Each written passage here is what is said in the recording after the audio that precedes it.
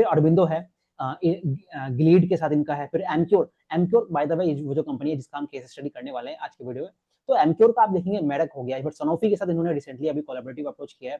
फिर आपकी novo Nordisk के साथ भी है। अब यहाँ पे स्क्रीन पे आप लोग बाकी कंपनी को देख सकते हैं, you can study them also there.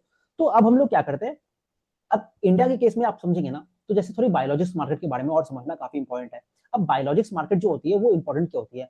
First of all biochemistry होती क्या है? बायोकेमिस्ट्री आपकी वो स्टडी, मतलब बेसिकली जो बायोलॉजिकल चीजें होती हैं उनकी स्टडी करते हैं, और उससे क्या होता है अल्टीमेटली एम आपका ये होता है कि आप बेसिकली फार्मा के प्रोडक्ट्स बना पाओ बायोकेमिस्ट्री को यूज करके। अब इसमें हमने बायोलॉजिक्स और बायोसिमिलर को ऑलरेडी डिस्कस कर लिया है। अब जैसे आप देखेंगे अगर जो पूरी इंडियन मार्केट है वो आपकी डोमेस्टिक में एज वेल एज जो एक्सपोर्ट मार्केट है वो आपकी सिंगल डिजिट में ग्रो कर रही है। बट यू विल फाइंड कि जैसे जैसे आपकी बीमारियां जो होती है वो और इवॉल्व हो रही है, तो आपको वहां पे दिखता है कि जो पूरी बायोटेक्नोलॉजी वाली मार्केट है, मतलब बायो फार्मा मार्केट है, वो आपकी लास्ट कुछ सालों में 10% के ऊपर ग्रो कर रही है। मतलब